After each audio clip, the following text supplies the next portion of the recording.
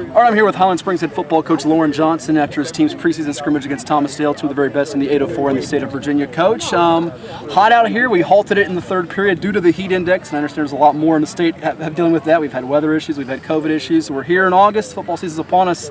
How you feeling right now? Not so good that we had to end the deal. All right, that's number one right off the bat.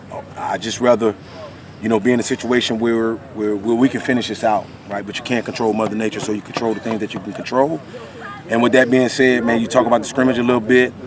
There were some bright spots, but not enough for me. Yeah. The expectations are really high, and we didn't play very well at times. So we just got to find a way, man, to put ourselves in position to be better, and we just got to work a little bit, right? So the last couple of days, because of, again, Mother Nature, rain, heat, we didn't have a lot of time to practice, and we could have possibly pushed this thing back to Monday or so, but it was good for us to just get it in today, kind of get some work on film against somebody else. Like you said, one of the better teams in 804. And then that put us in position, man, to kind of just be successful later on. So we got to work a little bit. We're going to load this film and try to get better immediately. Yeah, I thought they were very big and physical up front for sure on both sides of the scrimmage. Before we get to what you got to improve on and work on, what were some of the bright spots that you kind of point to that you can kind of build upon as you get ready for game one? Well, the one guy that you talked to earlier, Marcel Fleming, I mean, he was a bright spot. He played extremely well. He put us in a situation, man, where, we got our only points of the day. So that helped us out tremendously and put us in good shape there. I got to go back and watch the film and look. So nothing that was glaring, nothing that jumped out at me immediately. But again, we'll find the diamonds in the roughs and we'll shine them up and get them where they need to be.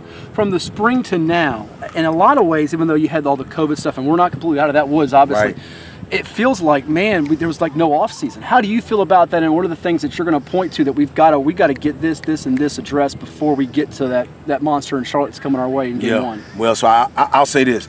I feel good about what happened in the spring. Maybe not 10 games, right, and then jumping into another season. That was a little long, but I would always accept or welcome, right, a little bit of spring practice to get kids acclimated. I think the biggest thing that we have to do in our program, I can't speak for anybody else in the state of Virginia, is just work the acclimation period a little bit longer, right? It's got to be more than 3 days, right? Because the weather changes on you immediately, and then you have terrible situations, okay? So that acclimation period, I think, has to be longer in the entire state for everybody, in my personal opinion, okay? For us, as a football program, what we did today and what we had the opportunity to do in the spring, I think we're still 4 weeks behind. 5 weeks behind, right? So you play the playoffs, you play in the state championship, you play 4 weeks after everybody else, you give the kids a week off. Like, we are still 5 weeks behind.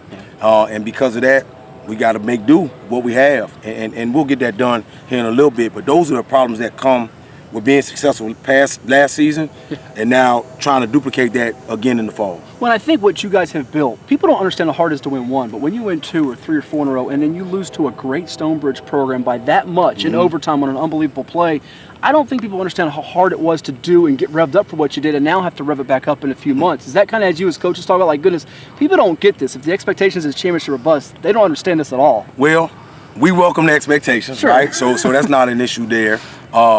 But it is a little bit more of a process, okay? And I say this on a regular basis. This is a Thanksgiving dinner, not a TV dinner, right? TV dinner, you pop in the microwave. Thanksgiving dinner, you take over a long period of time. Yeah. You understand where I'm coming from? Sure. And this is going to be a 3, 4, 5 week process, but don't count us out. Yeah. Last two, let you go. Appreciate the time. I mean, it looks like there's a lot of things. When you come out of a scrimmage, you got to watch the film and evaluate where your depth chart is. But, passing game, running game, stopping the run, defending the pass. Is the plus for you is that you have quality depth. You have a lot of options at various positions that you can kind of get those things figured out, if not even by game one, as you go along this journey? Oh, absolutely. That's where we are in the situation. And we probably play double as many guys as Thomasdale did. Right. And for purposes of just getting them on film and seeing where they are. Like a scrimmage is practice. Right? It's not a game. When we get to the game, then we'll have our game people ready. We're in a situation where we just come out, we play hard, we put a lot of people on film. There's so many talented guys, they all got to get looks. Yeah. And with that being said, now we got to put the pieces of the puzzle together and make it the right way. And lastly, if anybody knows Loren Johnson and his Springers, you're not ducking anybody. Your schedule is a no. gauntlet again. I mean, not only do you have the local people such as the Varanas and the Manchesters of the world that you play, but you got, I think, Colonial Forge on the schedule. I think you got Martinsburg out of West Virginia on the schedule. You've played Oscar Smith before. This year you got Julius Chambers, which used to be Vance High School in Charlotte, once coached by a guy that was once in our state in Gilman Farabee. They're two-time defending state champs. Your thought on that team, which has got national rankings galore and very, very good? Yeah, they're a very, very good football team, and they got a lot of great guys on the offense side of the ball and defense, and they got a good kicker, right? I watched that guy kick the ball a little bit. I mean, they're going to be pretty good, and they're coming up here to win the game, and Furby's coming up here to make a point. So we got to be ready to play, and regardless of what the situation is, they're not going to say, hold up, right? Let's let those guys get ready. Like, they're coming up here to play, and if I'm not mistaken, they have a good scrimmage tonight against a great Spartansburg team in South Carolina. So they're putting themselves against some good talent. We're putting ourselves against some good talent. And then here in a couple of weeks, we got a showdown. We got to, see who's the best team. Should be a fun one in about 16 days or so. Thank you so much. We'll be watching. Thank you, man. Appreciate you guys. You got it, buddy. Absolutely. All right.